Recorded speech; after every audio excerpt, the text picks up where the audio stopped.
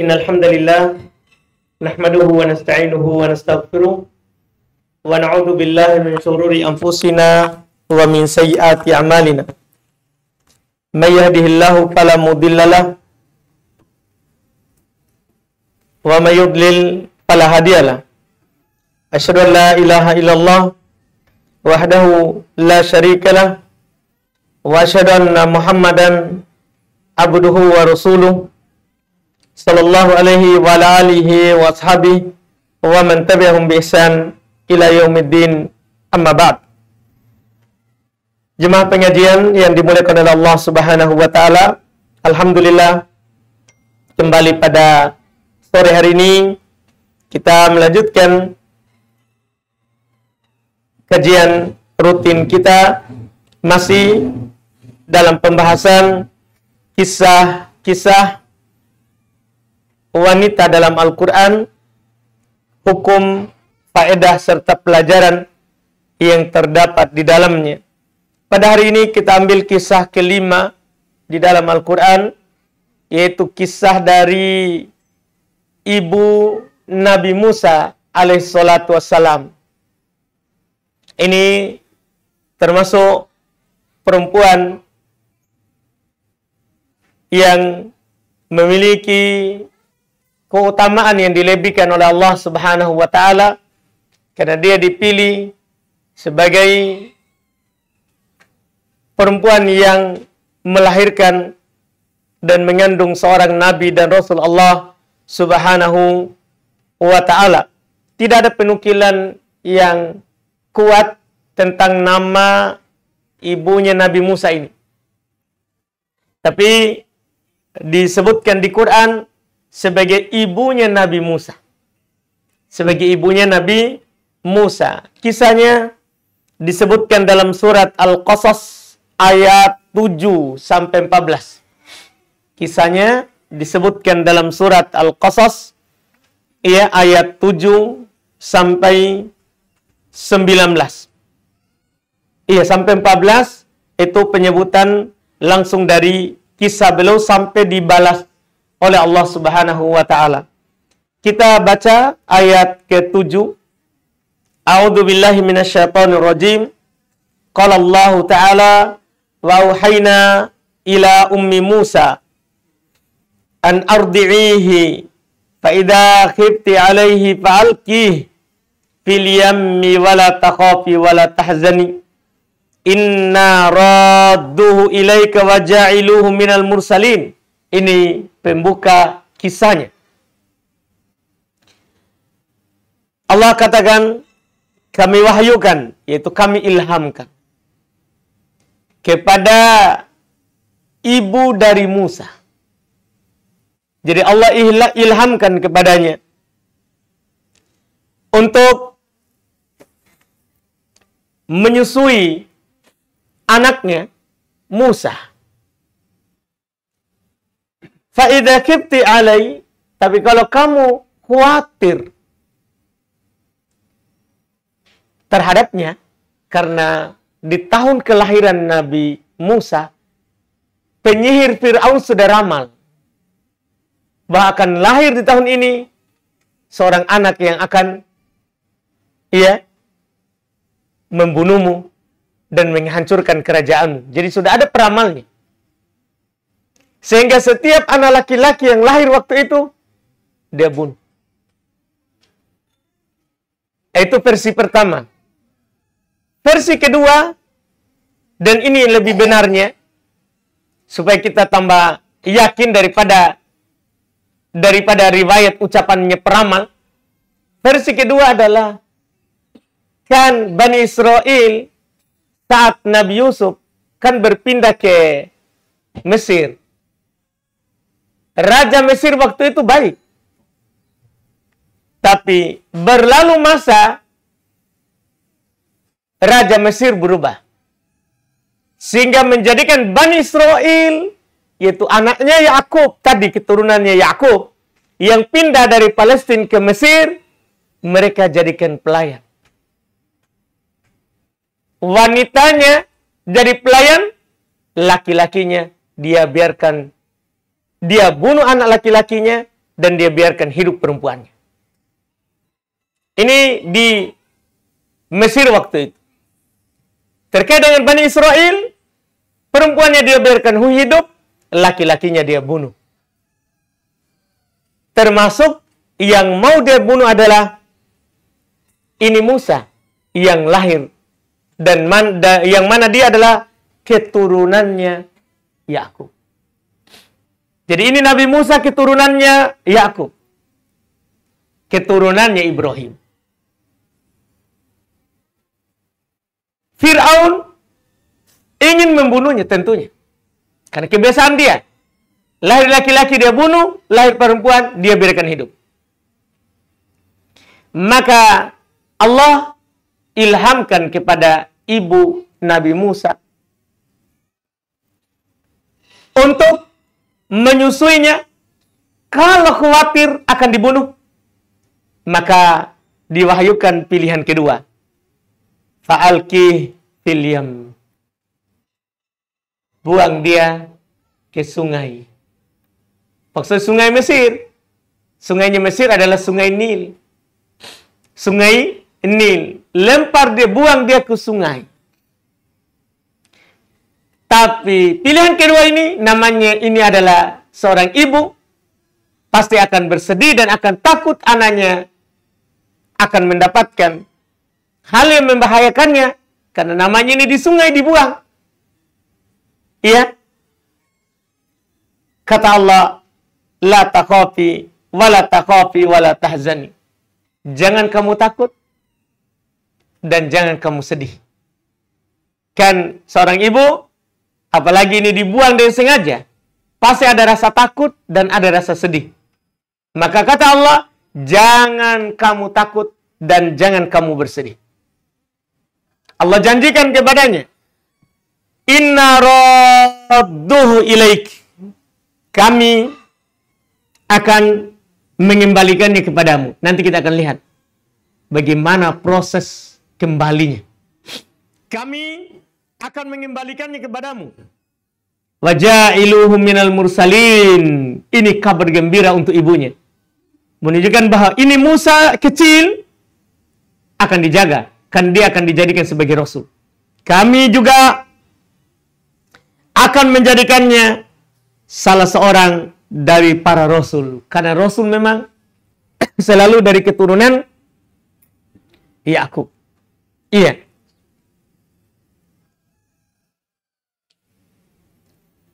Maka ketika mendapatkan ilham itu, dia buanglah. Dia taruh di tempat, ya, dan dia buang ke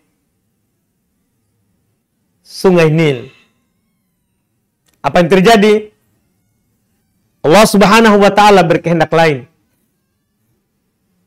Fal taqatahu alu Fir'aun. Ternyata yang memungutnya istri Fir'aun. Dalam keadaan waktu itu tidak punya anak. Belum punya anak. Dia dipungut. Didapati oleh istri Fir'aun. Dan Allah Subhanahu wa taala katakan dia diambil oleh keluarga Fir'aun. Itu tujuan Allah, liyakuna lahum aduwan wa hazana. Yang akibatnya nanti menjadi musuh dan kesedihan bagi Fir'aun. Dia menyesal, kenapa dulu kita ambil itu di sungai? Tapi kan ini bukan kehendak kita. Fir'aun kebiasaannya dapat anak laki-laki, bunuh. Tapi itu kehendak kita, kehendak manusia. Allah berkehendak yang lain. Kita ini, kalau kita hanya berkehendak, tidak dikehendaki oleh Allah, tidak mungkin terjadi. Tidak mungkin terjadi. Makanya, kita cukup melakukan dari kisah ini, lakukan sebab hasilnya di Allah. Iya, lihat ibunya Nabi Musa. Takut anaknya dibunuh. Tapi dia pengen anaknya hidup. Maka Allah katakan, buang ke sungai. Dia taati itu. Dia lakukan sebab. Dan anaknya menjadi hidup. Fir'aun tidak mau ada anak laki-laki hidup. Tapi Allah Subhanahu wa Ta'ala membuat dia tidak mampu untuk membunuh Musa. Kenapa? Ucapan dari istrinya. Apa ucapan istrinya? Lihat ucapan setelahnya. Iya. Setelah Allah jelaskan bahwa ini nanti Musa akan menjadi musuh dan kesedihan bagi Fir'aun. Karena nanti setelah Musa menjadi nabi dan Rasulullah, dia musuh. Bahkan dia bersedih. Ini anak yang kita besarkan dari kecil, kok jadi musuh kita? Menyusahkan kita. Maka waqalat imra'atu Fir'aun. Jadi Fir'aun tidak ingin, tapi istrinya Fir'aun berkata, Qurratu ainin li walak wala taqtuluhu. Ini anak adalah penyejuk mata hati bagiku dan bagimu. Kan kita tidak punya anak. Ini dikirim untuk kita berdua. Ini penyejuk mata saya dan penyejuk matamu. Iya. Dan lanjut istrinya berkata, wala taqtulu, jangan kamu bunuh. Jadi istrinya melarang. Istrinya melarangnya. Dan Fir'aun ikut dengan hal tersebut. Ya, karena memang dia ingin punya anak. Dan juga istrinya mau punya anak. Istrinya bilang, jangan kamu bunuh dia. Dia ikut. Karena alasannya istrinya adalah, setelahnya, asa ayyam fa'ana. Ini harapan dari istrinya. Ya, mudah-mudahan ia bermanfaat untuk kita. Ini keinginannya. Ini alasan istrinya. Mudah-mudahan bermanfaat bagi kita ini anak. Di masa yang akan datang. I'aunattahidahu walada. Bahkan jauh lebih dari itu lagi. Atau kita jadikan saja dia anak angkat. Wahum la yash'urun. Sedangkan mereka tidak menyadari. Kalau ini adalah kehendak Allah. Allah punya rencana lain dari itu. Iya. Sekali lagi. Ucapan istrinya Fir'aun ini. Dan diiyakan oleh Fir'aun. Menunjukkan kita manusia ini hanya bisa berencana. Saya hanya bisa berencana, besok saya akan melakukan ini dan itu. Besok saya akan melakukan ini dan itu. Rencananya. Tapi apakah pasti terjadi itu besok? Belum tentu. Belum tentu. Lihat, kalau kita membaca kisah Fir'aun dan Musa, rencananya tidak sesuai dengan yang diharapkan. Dia besarkan Musa, betul menjadi penyejuk mata, sampai masa mudanya. Bermanfaat sampai masa mudanya, karena Musa adalah laki-laki yang kuat. Iya, laki-laki yang kuat. Dan dijaga, apalagi dibesarkan di rumah raja. Di rumah raja, tidak ada kekurangan apapun. Kalau dari sisi lain, ini menunjukkan sekali lagi bahwa kita dalam kehidupan ini ikut saja rencananya Allah. Yang Allah anjurkan kepada kita. Pasti baik. Lihat ibunya Nabi Musa. Ikut apa yang Allah katakan kepadanya. Apa yang terjadi? Baik. Lihat sebentar. Tidak lama dia dapat kembali itu anaknya. Karena Musa sebentar tidak mau menetek kecuali kepada ibunya. Dalam keadaan mereka tidak tahu. Ibu Musa, dia tutup. Kalau itu anaknya. Iya. Kita lihat setelahnya. yang dikatakan, diceritakan oleh Allah Subhanahu wa taala. Setelah itu, wa asbaha fuadu ummi Musa farigo. Ini Masya Allah. Jadilah hati ibu Musa, ya, itu kosong. Artinya, namanya seorang ibu, kalau bersedih kehilangan anak, hatinya itu kosong. Hatinya kosong. Iya. Ini seorang ibu. Karena sayangnya dan lembutnya mereka terhadap anak mereka. Beda dengan bapak. Beda dengan seorang bapak. Tidak sama kesedihannya terhadap kehilangan anak mereka dibandingkan dengan seorang ibu. Hati mereka itu jadi kosong. Makanya dalam syariat kita, seorang ibu, seorang perempuan makruh pergi antar jenazah ke kuburan. Makruh. Kenapa? Hatinya itu kosong dia kalau ditimpa musibah. Nanti sembarang dia berucap. Sembarang dia berkata di kuburan.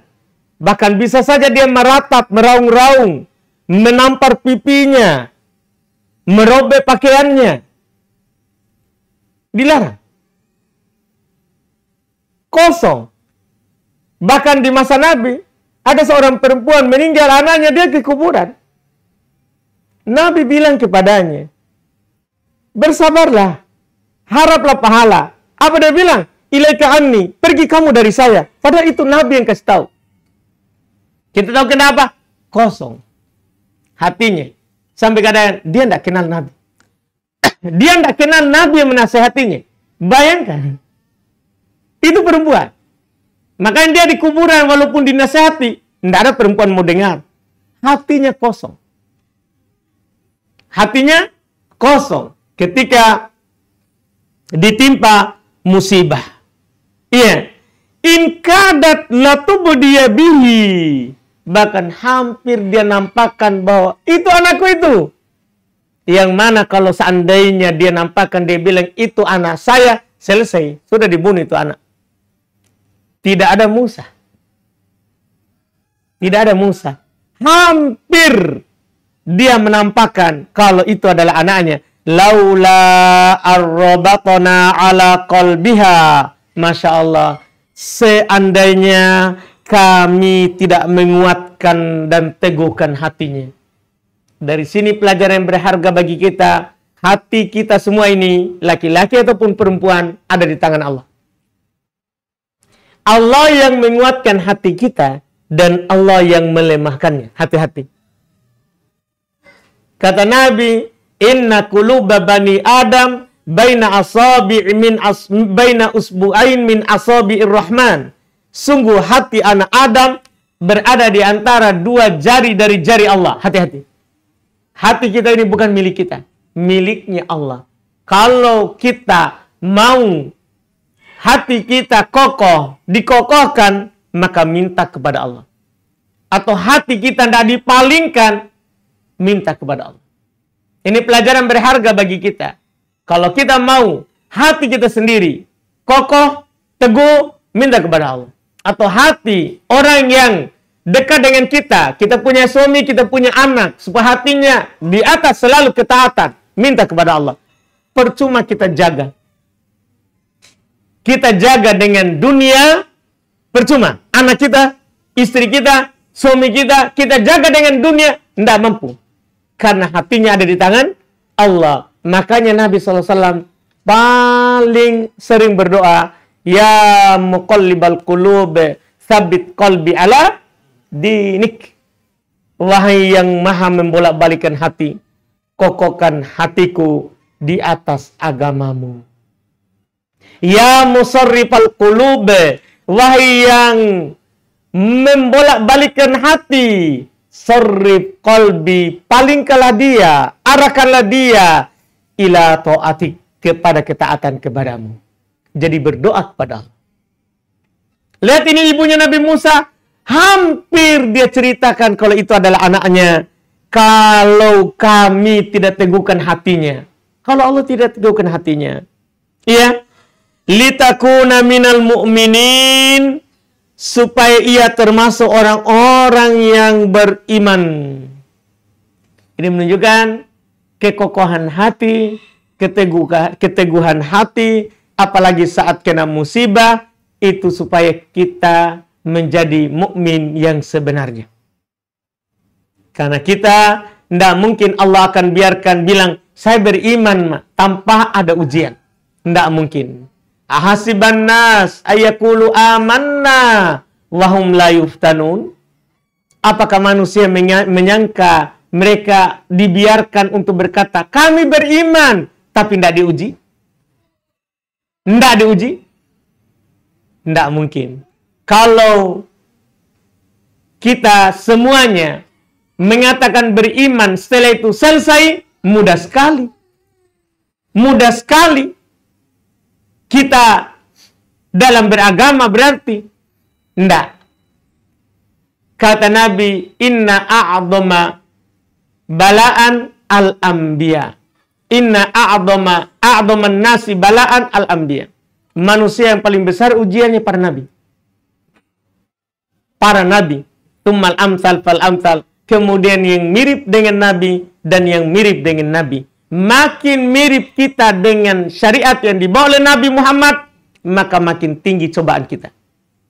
Mungkin dulu sebelum kita ikut pengajian, biasa-biasa saja cobaan kita. Tapi setelah ikut pengajian, pasti makin berat. Karena makin mirip kita dengan apa yang dilakukan oleh Nabi, maka makin besar cobaan kita. Siapapun kita, dulu sebelum kita rajin sholat, beda cobaannya setelah rajin sholat. Beda itu. Iya, karena orang paling besar ujiannya adalah orang yang makin taat, makin besar.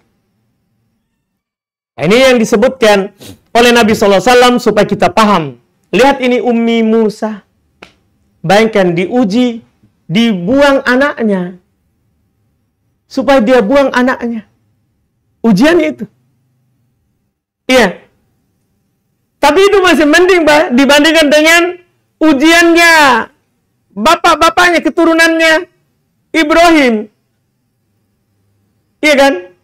Lebih berat sebenarnya. Karena Ibrahim disuruh sembelih Ismail. Itu menunjukkan apa? Paling besar keimanan seorang, besar ujiannya. Besar ujiannya. Ibrahim disuruh sembelih Ismail. Ibu Nabi Musa cuma disuruh buang. Di sungai. Hanyutkan ke sungai. Iya. Ini yang patut kita pahami bersama dari kisah ini.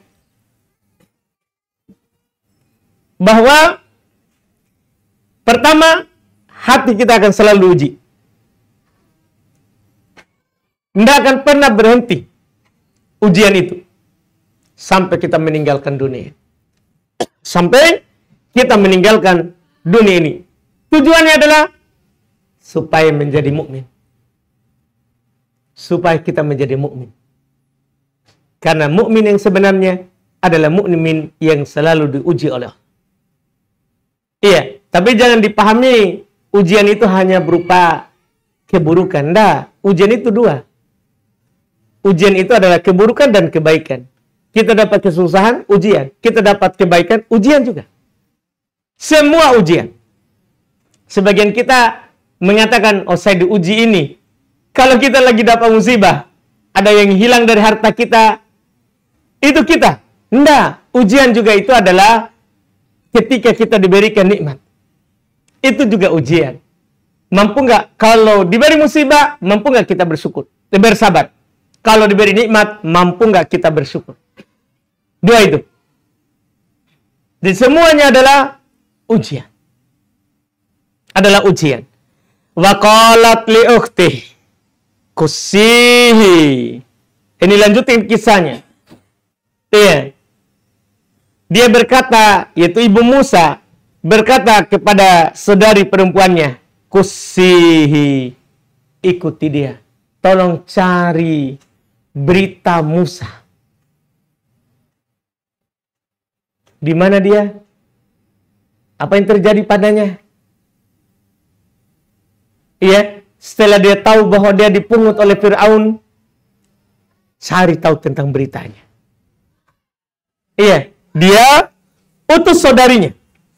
Dia utus saudarinya.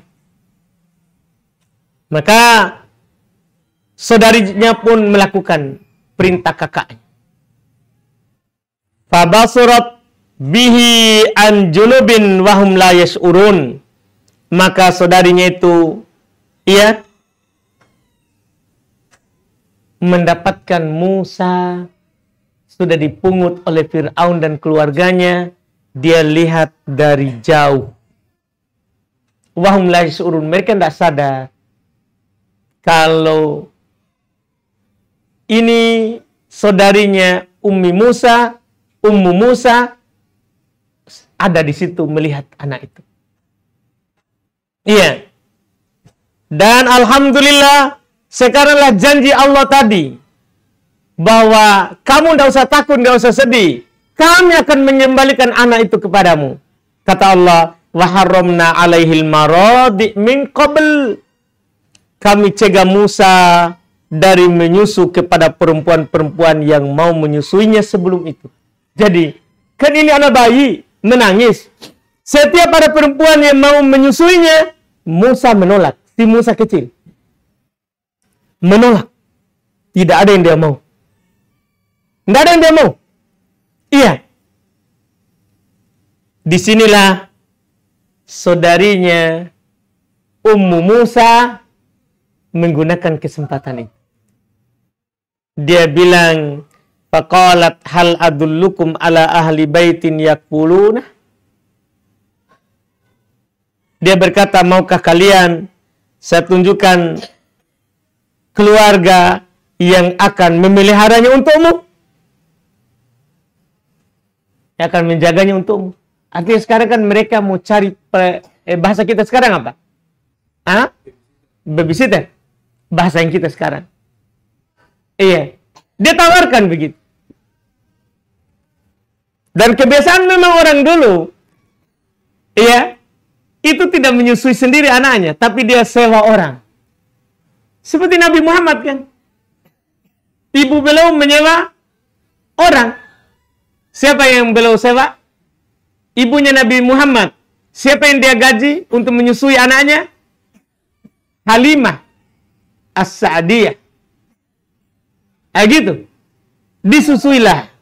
Ditunjukilah oleh saudarinya ini tadi. Memang sudah tunggu-tunggu kesempatan itu. Karena saudarinya bilang, tolong ikuti. Ikuti. Perkembangannya, beritanya. Tidak ada yang mau dia terima air susunya. Sementara namanya bayi menangis. Maka disitulah ini saudarinya Ummi Musa menggunakan kesempatan. Mau nggak saya tunjukkan kepada kalian orang yang akan memeliharakan, menjaganya untuk kalian. Iya. Dan dia bilang, wahum lahu nasihun. Dan mereka akan dapat berlaku baik kepadanya. Ya tentunya, karena kan dia tahu kok dia akan bawa ke ibunya. Tidak mungkin ibu membahayakan anaknya. Iya, mereka akan berlaku baik kepadanya. Apa yang terjadi? Masya Allah, ini menunjukkan bahwa wa'adallahi hakun. Janji Allah itu benar. Wala yukhlifullahul mi'ad. Dan Allah tidak akan pernah mengingkari janjinya. Faradadnahu ila ummi. Kami pun kembalikan Musa ke ibunya. Subhanallah. Dan di sini terdapat contoh bahwa kadang janji Allah itu langsung diberikan segera. Kadang juga lama, Pak. Kadang juga lama baru dikasih. Seperti kisah di Bani Israil sendiri. Nabi Yakub kan hilang anaknya. Siapa itu? Yusuf yang kita baca sebelumnya. Hilang anaknya Yusuf dari kecil. Kapan baru ketemu kembali? 10 tahun.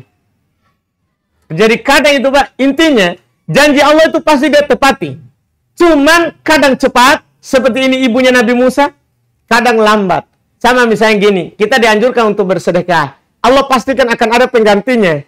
Penggantinya nih kadang cepat, kadang juga lambat. Sesuai dengan hikmah dari Allah Subhanahu wa ta'ala. Wah, ini segera sekali. Masya Allah. Yang jelas, kalau ada yang Allah janjikan kepada kita, itu dipastikan benar. Kami kembalikan Musa kepadanya, kepada ibunya. Setelah itu Allah katakan, kaita qarra ainuha wala tahzana. Tujuannya adalah supaya hatinya menjadi tenang, dan dia tidak bersedih. Wali ta'lama anna wa'dallahi hakun. Masya Allah. Agar Ummu Musa tahu, yakin janji Allah itu benar. Ini dia. Harus kita sadari selalu dalam hati bahwa janji Allah itu benar. Tidak akan pernah Allah menyelisihi janjinya. Janji Allah itu benar. Itu tujuannya. Walakinna aktsarahum la ya'lamun. Cuman banyak manusia tidak tahu. Banyak manusia, dia kadang tahu janji Allah itu benar, tapi tidak sadar. Tidak yakin. Kita juga tidak yakin. Allah pasti akan memenuhi janjinya. Cuman kadang kita tidak yakin. Bahkan kita mengatakan, kapan? Lambat sedikit kita akan mengatakan, kapan itu? Katanya kalau saya begini akan begini. Iya. Ini harus kita pahami. Janji Allah itu pasti akan dia penuhi.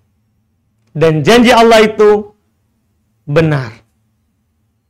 Setelah itu, singkat cerita, Musa kecil tadi tumbuh dengan baik di keluarga Fir'aun. Walamma balagha asyudda wastawa atainahu hukma wa ilma. Tatkala Nabi Musa mencapai usia yang matang, kami berikan kepadanya hukum dan ilmu. Jadi Nabi Musa diberikan ilmu oleh Allah. Wa kadzalika najzil muhsinin. Demikianlah kami membalas orang yang berbuat baik. Artinya, ini penutupnya ini, Pak. Ayat 14. Kalau kita berbuat baik dalam kehidupan ini, jangan khawatir akan balasannya. Allah pasti akan membalas. Rob kita, pencipta, pengatur kita, pemberi rezeki kita, dan yang menjanjikan kepada kita segala sesuatu yang baik kalau kita berbuat baik, Allah akan membalas orang-orang yang berbuat baik dengan kebaikan. Allah yang bilang begitu. Perhatikan ini penutup. Penutup kisah ibunya Nabi Musa. Wa kadzalika najzil muhsinin. Demikianlah kami balas orang-orang yang berbuat baik. Kalau kita sekali lagi adalah orang yang rajin berbuat baik, pasti Allah akan membalas kita dengan kebaikan. Maka bergembiralah kalau kita mampu berbuat baik. Karena pasti kita akan mendapatkan kebaikan. Bersedihlah kalau kita tidak mampu melakukan kebaikan. Karena tidak akan ada balasan kebaikan. Karena Allah berfirman, hal jazaul ihsan illal ihsan. Tidak ada balasan perbuatan baik kecuali kebaikan. Iya. Siapa saja yang berbuat tidak baik, fa'alaiha. Maka yang rugi dirinya. Allah bilang begitu. Waman asa'a fa'alaiha. Siapa yang berbuat jahat, kejahatan itu akan kembali kepada dirinya. Hati-hati. Kita tidak merugikan orang lain. Ada orang yang kita zalimi, bukan orang itu yang rugi, kita sendiri. Ada orang yang kita pukul, bukan orang itu yang rugi, kita sendiri. Ada orang yang kita ambil tanahnya sejengkal, bukan orang itu yang rugi, kita mungkin kira kita yang rugi. Ingatlah, bukan kita yang rugi, bukan orang itu yang rugi, kita. Harus kita pahami hal tersebut. Inilah kandungan dari kisah Ibu Musa ini. Semoga bermanfaat untuk kita semuanya. Alhamdulillah, ini kisah kelima di dalam Al-Quran. InsyaAllah di pertemuan-pertemuan berikutnya lagi kita akan menyebutkan kisah berikutnya. Kisah berikutnya Yang kita baca adalah kisah ke-6, yaitu kisahnya Ratu Saba, Balkis. Iya, ini insya Allah kita akan ambil di pertemuan akan datang. Kalau ada pertanyaan, silakan sebelum kita tutup.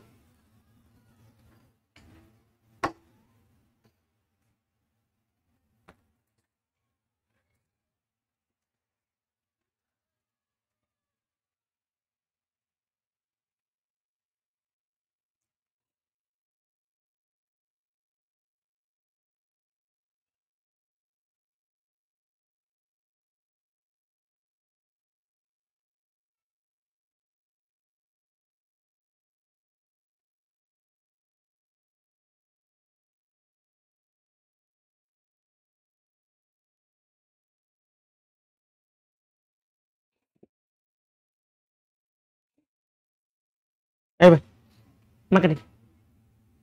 Bismillahirrahmanirrahim. Assalamualaikum warahmatullahi wabarakatuh.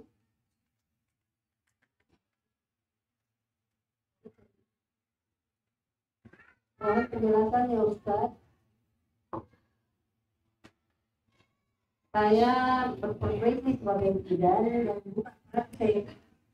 Yang ingin saya tanyakan, bagaimana hukumnya kalau bulan puasa itu pasien datang untuk suntik KB? Batalkah itu puasanya atau bagaimana? Karena selama ini saya bilang tidak apa-apa, tapi saya salah. Baik, Masya Allah. Iya, contoh yang kita bilang itu. Jadi suntik itu, Bu, ada dua. Ada suntik vitamin, ada suntik obat. Kalau yang kita suntikan adalah vitamin, membuatnya tertahan dari lapar, maka itu batal puasanya. Kalau kita suntik obat, maka tidak batal puasanya. Sehingga tidak apa-apa. Jadi ini yang KB obat atau vitamin? Ya sudah, tidak masalah. Fatwa kita sudah cocok. Baik. Masya Allah. Ada yang kedua lagi, Silakan. biasanya keluarganya laki-laki mengajarkan, kalau anak laki-laki diajarkan, perempuan itu dikomatkan. Sudah dulu lanjutkan. Baik. Tidak ada bedanya laki-laki dan perempuan. Semuanya diadzankan. Bagi yang mengatakan haditsnya itu sahih, karena sebenarnya hadits tentang Nabi adzan di ketika lahir cucunya Hasan, Al-Hasan, itu dibicarakan sanadnya. Ada yang mendhaifkan dan ada yang mensahihkan. Jadi bagi yang mensahihkannya, dia akan adzan. Jadi adzan bukan qomat. Dan tidak dibedakan laki-laki dan perempuan. Qomat itu untuk sholat. Iya, ini kita tidak mau sholat. Iya. Jadi qomat itu tidak untuk perempuan, tapi untuk sholat. Untuk sholat. Iya. Sama laki-laki dan perempuan adzan. Wallahualam.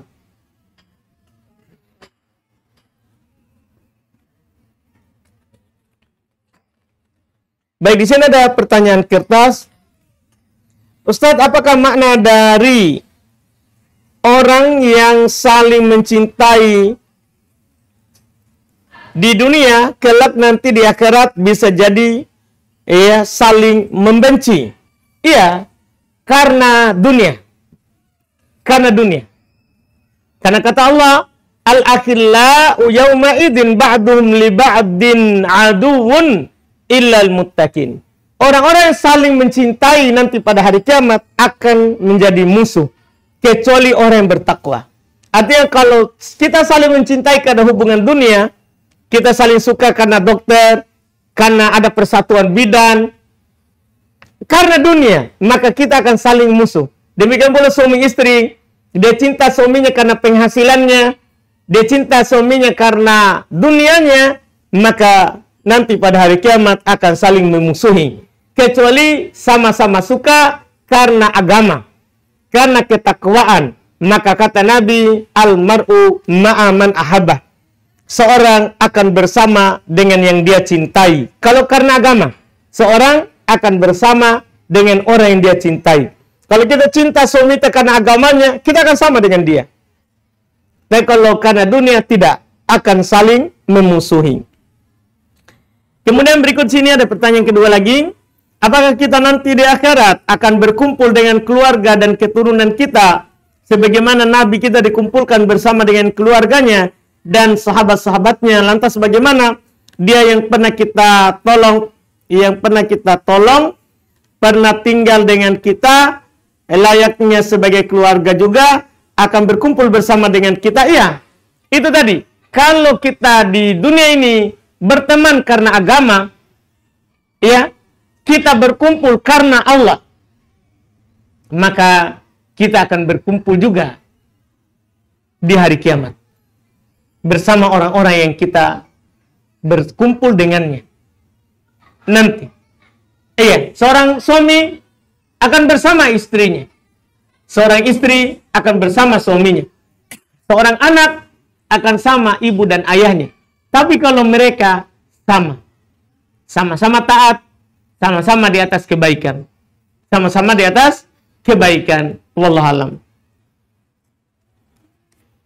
Kemudian pertanyaan berikutnya, bolehkah menggabungkan niat dzikir setelah sholat digabung dengan dzikir pagi petang? Boleh. Kalau sama lafadznya tinggal dilanjutkan. Kalau sama lafadznya tinggal dilanjutkan dengan bacaan-bacaan yang lain dari dzikir pagi petang tersebut. Wallahu alam. Kalau masih ada, silakan. Silakan.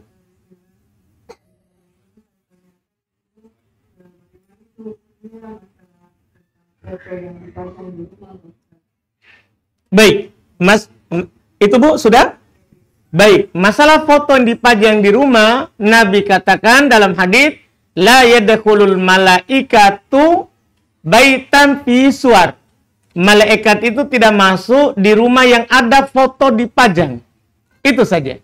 Jadi kalau ada foto dipajang di rumah, malaikat tidak masuk. Yang dimaksud di sini yang tidak masuk adalah malaikat rahmat. Tentunya kita butuh rahmat. Kita butuh rahmat. Jadi kalau dipajang, malaikat tidak masuk. Malaikat tidak masuk. Adapun kalau fotonya disimpan saja, dilipat, tentunya masuk. Yang tidak masuk itu yang dipajang. Wallahu a'lam.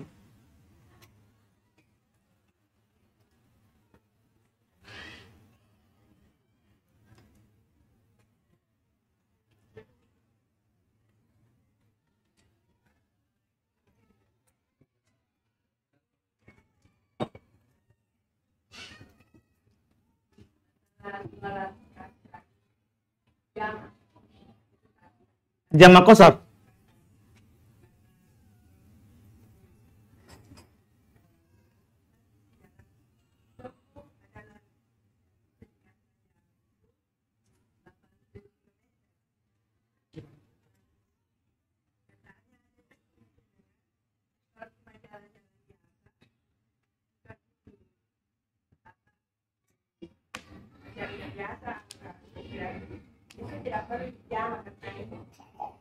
Baik.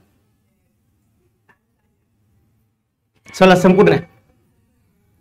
Baik.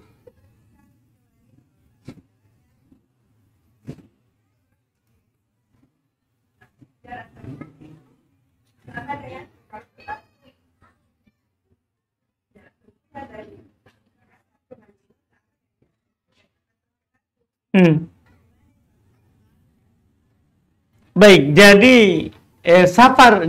jamak qasar itu bukan dilihat dari kita safarnya safar apa. Kita safar mubah, jalan-jalan biasa, atau safar ibadah, jalan karena ada keperluan ibadah. Yang penting kita safar, maka boleh jamak qasar. Boleh jamak qasar. Iya. Dan jamak qasar ini hanya tidak dibolehkan oleh para ulama kalau safarnya maksiat. Kita ke sana untuk pergi bermaksiat. Ini saja yang dibicarakan. Tapi selama perjalanan tak adalah mubah, maka boleh mubah kita jamak qasar. Boleh kita jamak qasar. Adapun masalah jarak tempuh saat safar, memang itu diperselisihkan. Berapa jarak? Ada mengatakan 75 kilo ke atas baru boleh. Ada juga mengatakan kembali ke kebiasaan orang. Kalau orang bilang ke sana sudah safar, kita jamak qasar tanpa melihat jarak. Dan itu pendapat yang dipilih oleh Syekhul Islam Ibnu Taimiyah. Sepakat di atas 75 kilo safar. Safar. Cuman di bawah itu gimana? Ada yang mengatakan kembali ke kebiasaan. Kalau kebiasaan orang adalah itu safar, safar. Kalau tidak, maka tidak. Wallahu a'lam.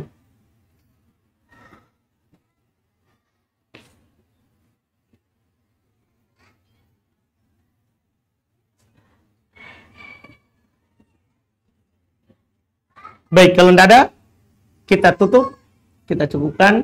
Mudah-mudahan bermanfaat. Insya Allah kita lanjut lagi di pertemuan akan datang. Subhanaka hamdik, asyhadu an la ilaha illa anta astaghfiruka wa atubu ilaik. Assalamualaikum warahmatullahi wabarakatuh.